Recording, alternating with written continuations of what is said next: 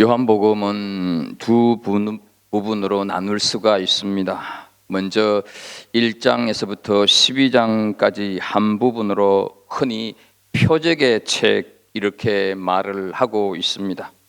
11장에 기록한 나사로의 살아남을 비롯하여서 예수님의 신성을 증언하는 7가지 표적을 담고 있습니다.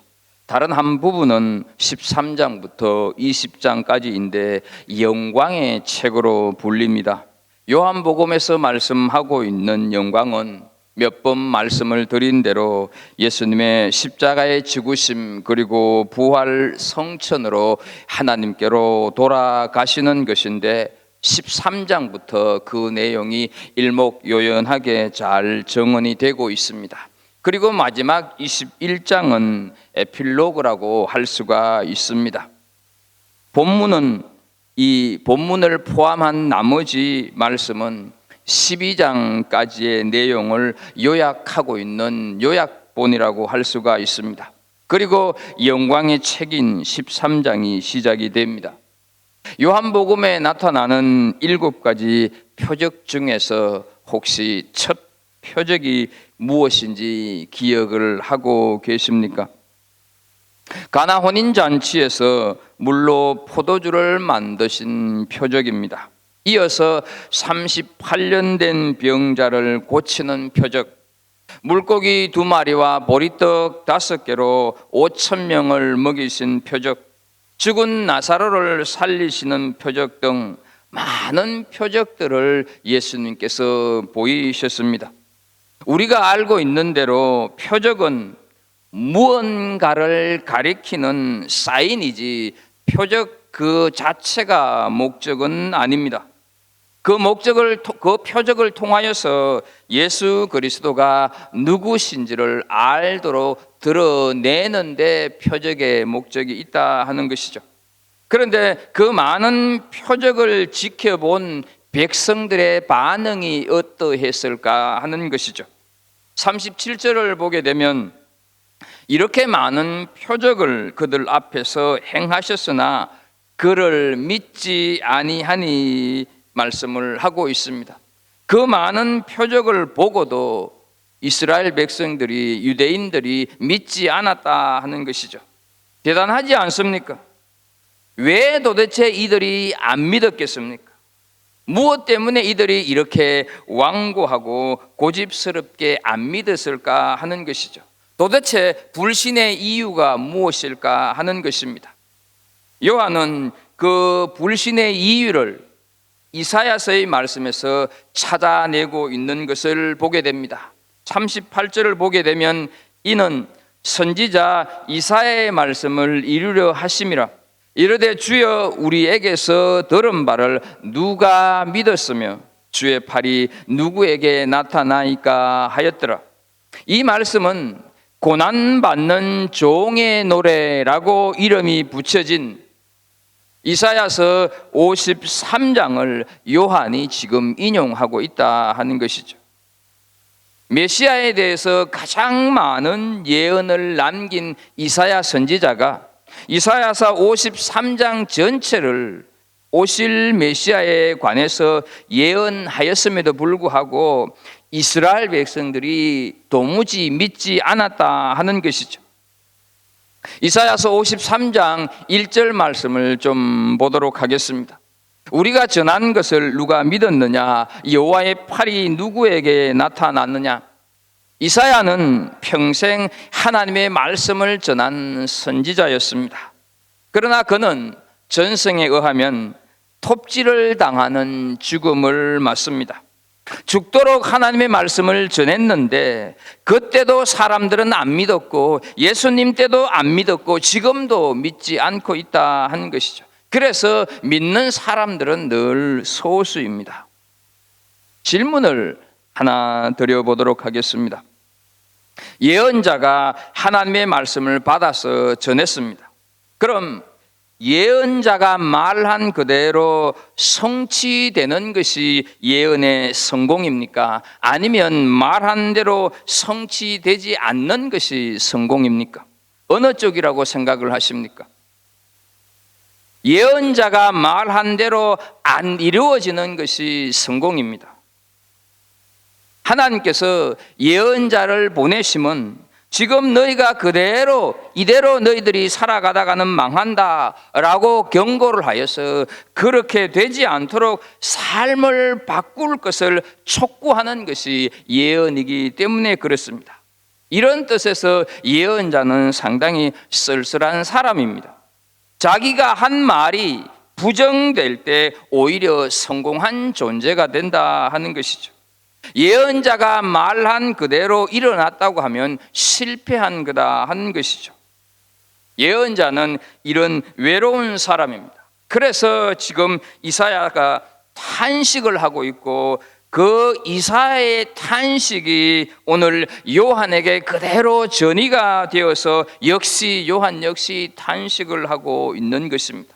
그렇게 많은 표적을 보여주었음에도 불구하고 믿지 않는다 하는 것이죠.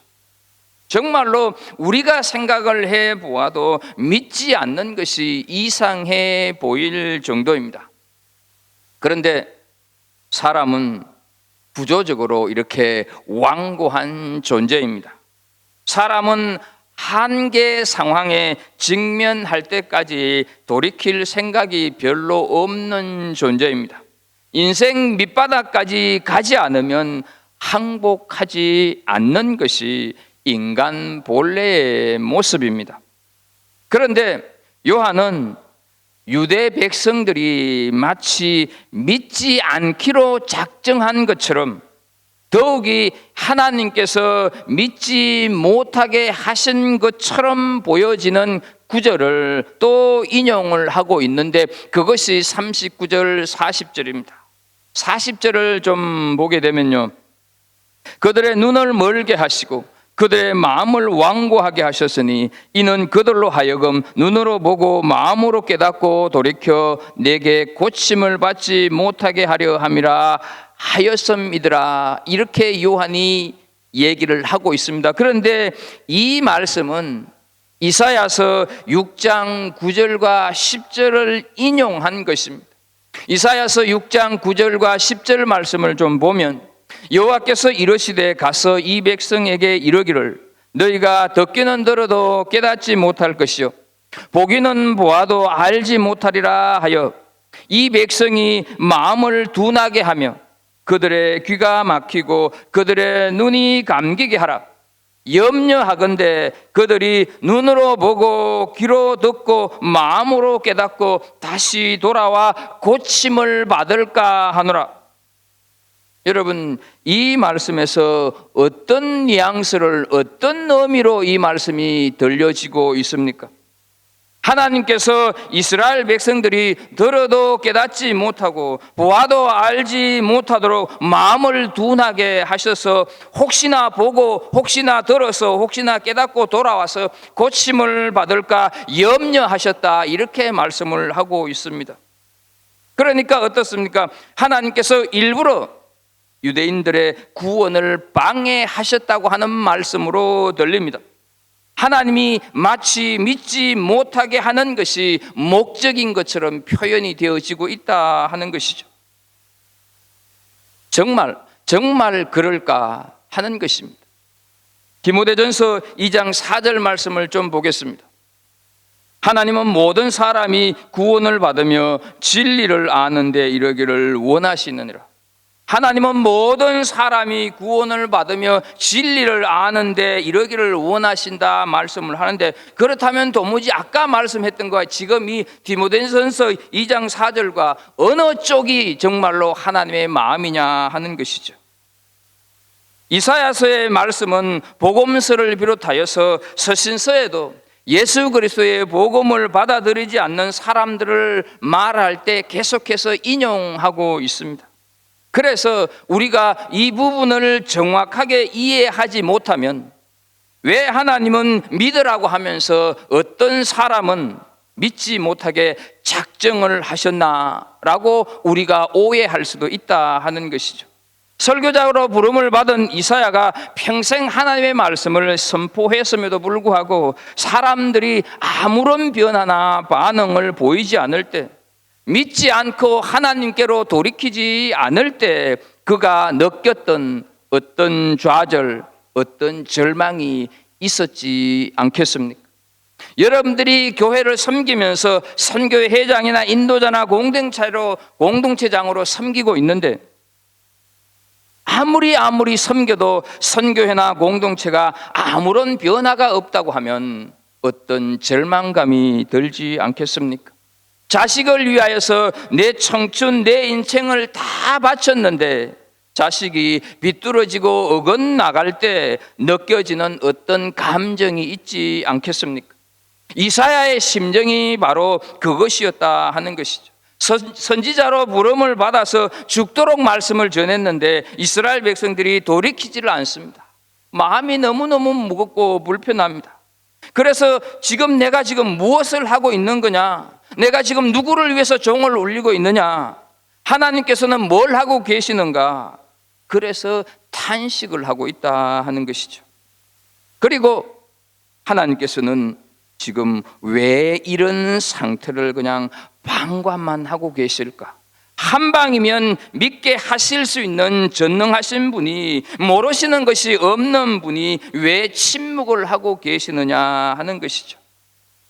그러므로 우리가 이 문제를 제대로 해결하지 않고 넘어가면 내 신앙이 자꾸 어딘가에 부딪히듯이, 발목 잡히듯이 내 신앙에 성장이 없다 하는 것이죠.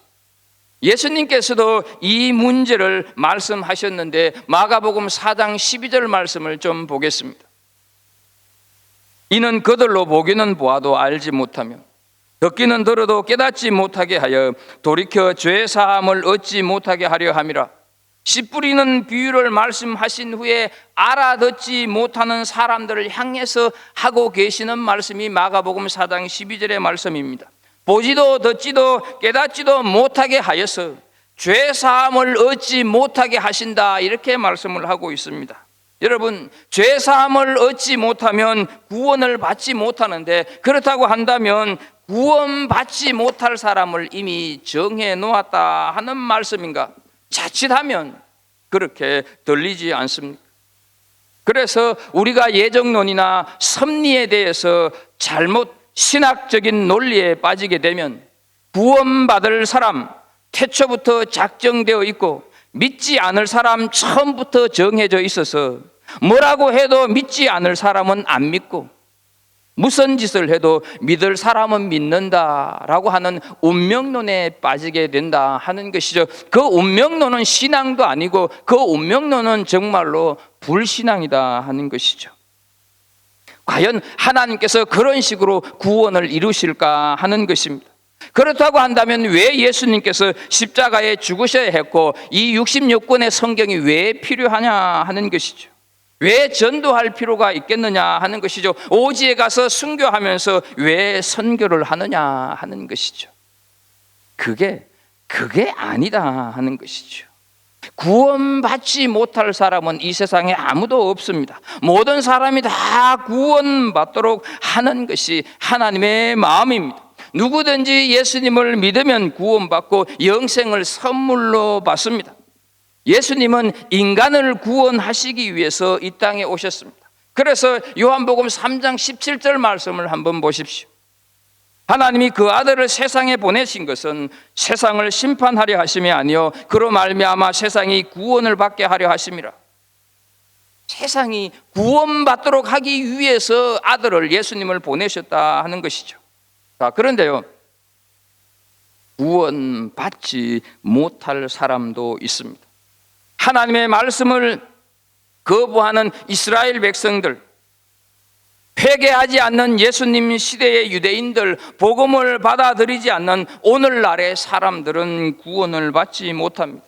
나는 세상의 빛이다, 나는 부활이다, 생명이다 수없이 선포를 하고 수많은 표적을 보이면서 믿으라고 했고 정언을 해도 안 믿습니다. 그런 사람 구원받지 못합니다. 구원하러 오신 예수님을 거부하는 사람은 내 스스로 심판을 자초하게 된다 하는 것이죠. 그것이 하나님의 공의입니다. 구원은 누구에게나 열려 있습니다. 고린도후서 6장 2절 말씀을 좀 보겠습니다. 보라, 지금은 은혜 받을 만한 때요, 보라, 지금은 구원의 날이로다. 누구에게나 구원받을 기회가 있고 구원의 문은 활짝 열려져 있습니다. 궁극적으로 본인이 이 구원의 문으로 들어가야 된다 하는 사실이죠. 문을 열어달라고 그렇게 노크를 하고 있는데, 문을 열어서 예수님을 초대할 것인가, 예수님을 맞이할 것인가, 그것은 우리에게 마지막으로 주신 우리의 결정권이다 하는 것이죠.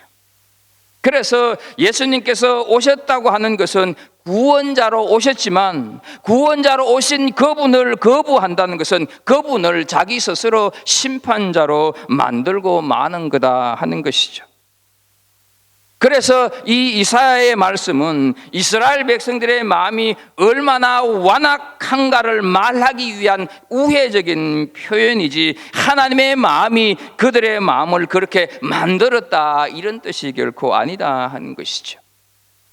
출애굽기 보게 되면 예수님께서 모세를 통해서 10가지 재앙을 내리는 것을 우리는 알고 있습니다. 그런데 재앙이 내릴 때마다 바로 왕은 이제 하나님이 하라고 하는 때대로 해야지 하다가 다시 어떻습니까?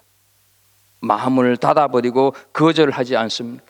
그것을 출애굽기 9장 12절을 보게 되면 이런 표현을 하고 있습니다. 그러나 여호와께서 바로의 마음을 완악하게 하셨으므로 그들의 말을 듣지 아니하였으니 여호와께서 모세에게 말씀하심과 같으라, 이렇게 말씀을 하고 있습니다. 여기 완악을 예전에 우리가 보던 개역 성경에 보게 되면 강팍으로 번역을 하고 있습니다. 영어 성경에는 하든이라고 이렇게 표현을 해서 마음을 굳게 만들었다 이런 뜻입니다. 굳어진 마음에, 단단해진 마음 속에 새로운 것이 들어갈 수가 없습니다.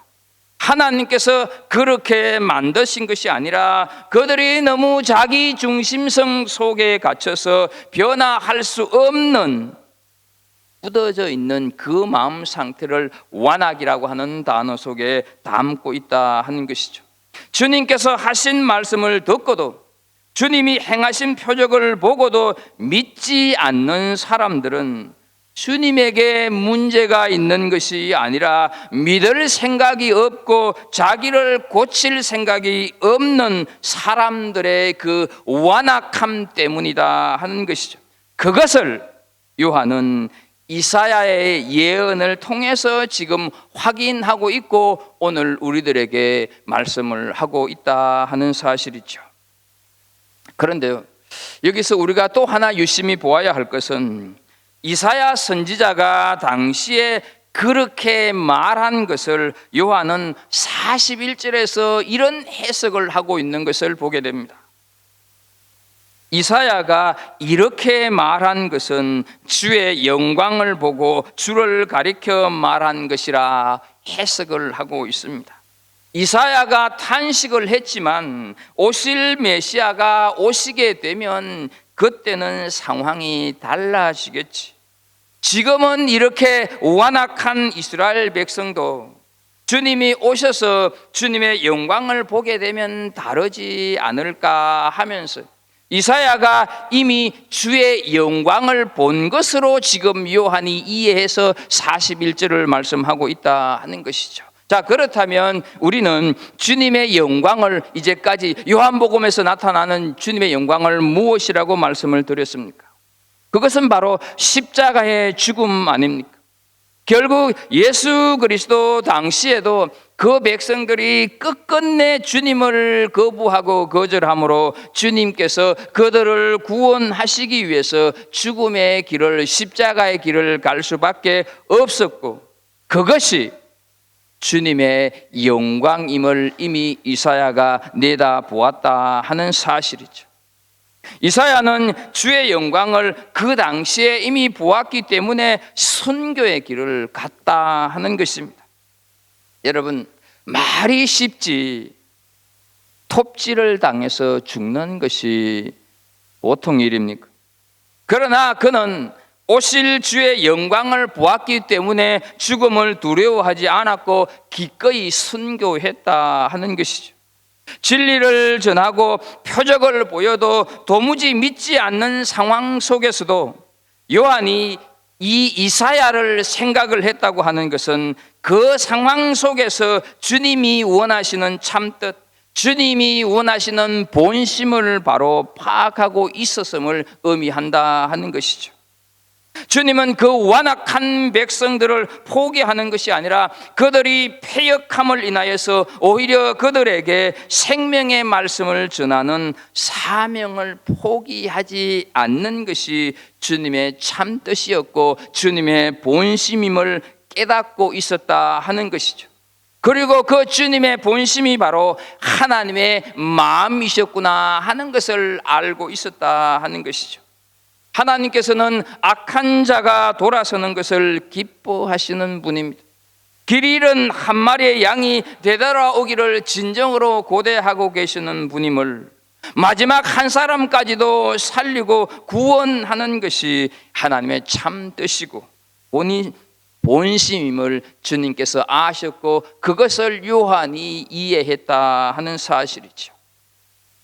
그런데 이렇게 완악하고 강팍하여서 도무지 안 믿는 사람이 있는가 하면 믿는 사람도 일부 있었다. 오늘 본문을 보면 말씀을 하고 있습니다. 하나도 안 믿는 것이 아니라 높은 사람들 중에 믿는 사람이 있었다. 42절에서 말씀을 하고 있습니다. 그러나 관리 중에도 그를 믿는 자가 많대, 한두 사람이 아니라 많대, 바리새인들 때문에 드러나게 말하지 못하니 이는 출교를 당할까 두려워함이라 말씀을 하고 있습니다. 여기 관리는 유대교 본산지에서 몸담고 살아갔던 기득권을 가진 세력들을 얘기합니다. 여러분, 그들이 이 직책에 올라가기까지 얼마나 많은 노력과 시간을 들였을까 한번 생각해 보십시오. 여기에서 나오는 기득권과 그 이익은 세상을 살아가기에 매우 편리하고 달콤한 것들이었습니다. 우리는 단순히 이 문자로 된 한 절을 보고 그까지 것 포기하지 못해 라고 말할지 몰라도 그들이 가지고 있었던 것을 내려놓고 포기하기가 그렇게 쉽지 않았다 하는 사실이죠. 세상은 작은 완장 하나만 차도 그것 가지고 엄청난 권세를 부리지 않습니까? 이게 어쩌면 세상의 생리고 세상의 속성일 것입니다. 그런데 관리 정도 되려면 쉬운 일이 아니지 않겠습니까? 사람은 올라가는 것은 자연스럽게 올라갈지 모르지만 자기 위치에서 내려가는 것은 죽을 만큼이나 힘듭니다. 그들은 분명 예수님을 부인할 수 없을 정도로 믿었습니다.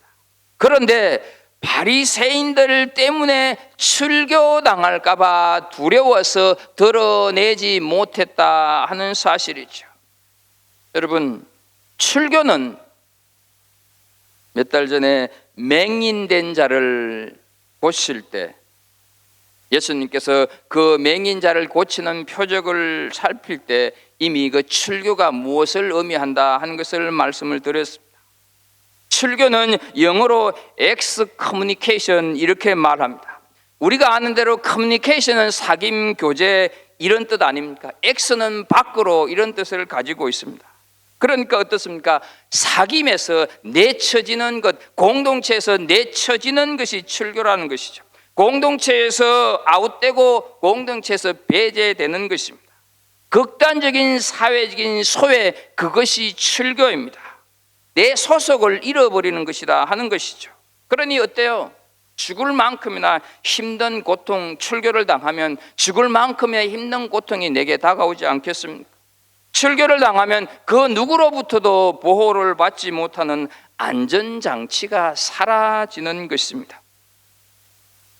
우리가 인생을 살다 보면 본문에서 나오는 이런 박해는 없을지라도 세상의 실리와 명예와 이익을 손에 붙들고 내가 조금만 눈 감고 조금만 비겁해지면, 조금만 모른 척하게 되면 이게 전부 내 것이 될 텐데, 내가 예수 믿는 자로서 복음과 함께 고난을 받을 각오를 한다면 이것을 놓아야 하지 않을까 하는 그런 기로에 처할 때가 여러분 우리가 살아가다가 보면 얼마나 많이 있습니까?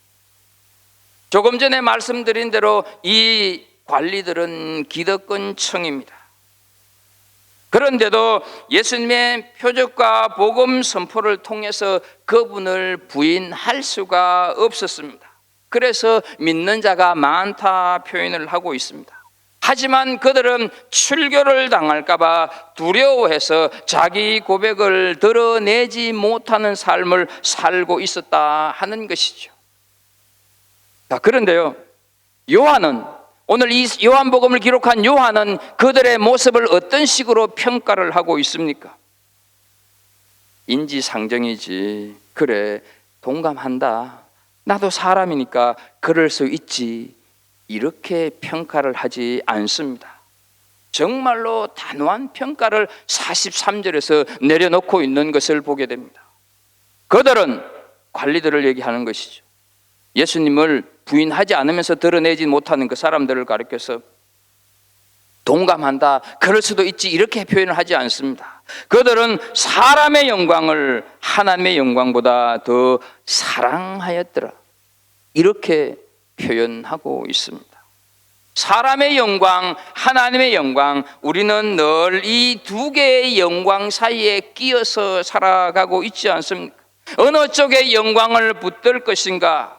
그들은 자신의 영광, 자신들의 왕국, 자신들의 기득권을 포기하지 못했습니다.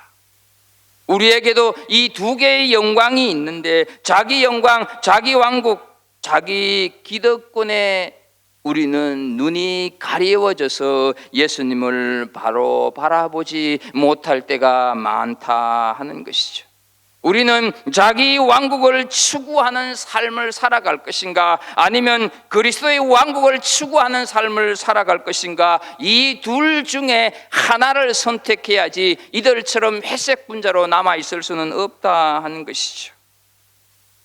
수많은 사람을 살리고 눈먼 자를 고치고 38년 된 환자를 일으키시는 주님의 표적을 보고도 그들은 자기들의 왕국, 자기들의 기득권, 자기들의 영광을 놓을 수가 없었기에 눈이 가리워져서 결국은 메시아이신 예수님을 십자가로 죽음으로 내모는 역할을 하고 말았다 하는 사실이죠.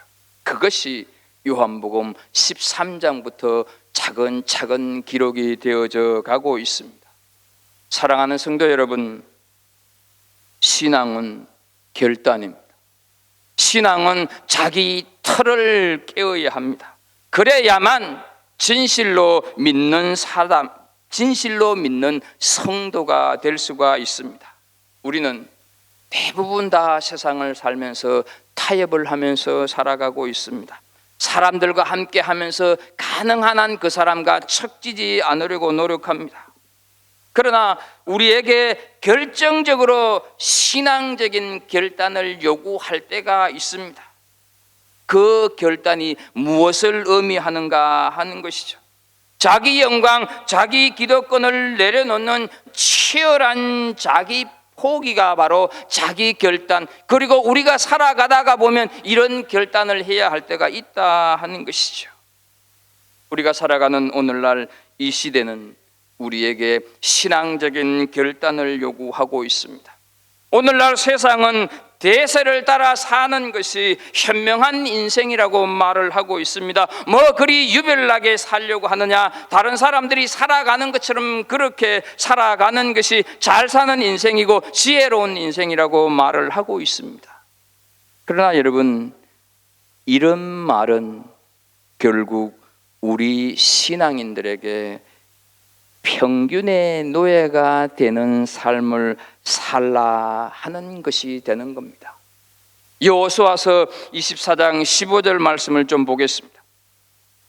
만일 여호와를 섬기는 것이 너희에게 좋지 않게 보이거든 너희 조상들이 강 저쪽에서 섬기던 신이든지 또는 너희가 거주하는 땅에 있는 아모리 족속의 신들이든지 너희가 섬길 자를 오늘 택하라. 오직 나와 내 집은 여호와를 섬기겠노라. 여호수아의 고백입니다. 가나안 정복을 마치고 이제 죽음을 앞둔 여호수아가 이스라엘 백성들에게 친히 하고 있는 유언입니다. 하나님을 믿는 것이 싫거든 조상들이 애굽에서 섬기던 신이든지 아니면 여기에 절비하게 있는 아모리 족속의 신을 섬기든지 너희 마음대로 섬기라. 여러 사람들처럼 대세에 따라서 살아라. 평균의 노예가 되는 삶을 살아라. 그러나 나와 내 집은 오직 여호와만 섬기겠다. 다시 말해서 우리 집은 나와 내 집은 대세를 따라 살아가는 평균의 노예가 되지 않겠다 유언을 하고 있는 것을 보게 됩니다. 이 말씀을 준비하다가 중고등학교 때 열심히 불렀던 복음성가가 생각이 났습니다. 주님 뜻대로 살기로 했네. 주님 뜻대로 살기로 했네. 주님 뜻대로 살기로 했네. 뒤돌아서지 않겠네. 세상 등지고 십자가 보내. 세상 등지고 십자가 보내. 세상 등지고 십자가 보내. 뒤돌아서지 않겠네. 우리 많이 불렀던 찬양, 사실 이 찬양을 중고등학교 때 부를 때는 어떤 의미인지 그렇게 절실하게 느끼지 못하고 불렀습니다. 그런데 이 말씀을 준비하다가 오늘날 정말로 우리 선조들이 이 순교의 현장에서 끌려가면서 이 찬양, 이 복음성가를 불렀던 것들이 좀 되뇌지면서 말씀을 준비하면서 수도 없이 불렀던 이 찬양이었습니다.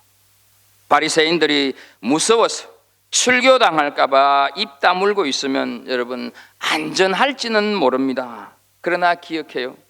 진리가 주는 자유함은 누리지 못합니다. 우리는 살면서 때때로 안전한가? 내가 누구와 척지지는 않는가? 내 인기를 얻는 것인가? 내 이미지를 잘 지키는 것인가? 이런 생각에 급급할 때가 많이 있습니다. 그러나 우리는 기억해야 됩니다. 이때 정말로 내 신앙 양심은 옳은가? 이것을 물어야 할 것이고, 그리고 그 질문 앞에 우리는 정직하게 대답할 수 있어야 하는 것입니다. 오늘 우리는 예수님을 믿지 않는 두 부류의 사람을 살폈습니다. 첫째는 아예 예수님을 배척하는 자들입니다. 이 배척하는 인생들을 위해서 주님은 13장부터 십자가를 향해서 두벅두벅 발걸음을 옮겨갑니다. 그런데 우리는 이렇게 아예 배척하는 자들, 외면해서는 안 된다고 하는 사실을 기억할 필요가 있습니다. 두 번째는 믿는다고는 하지만 회색지대에 서 있는 사람들입니다. 경계선에 서 있는 사람들입니다. 왜? 출교를 당할까 봐.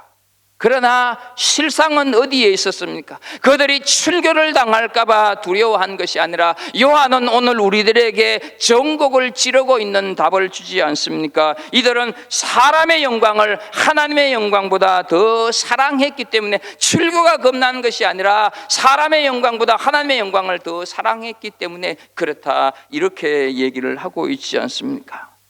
우리는 아예 예수님을 배척하는 사람은 아닙니다.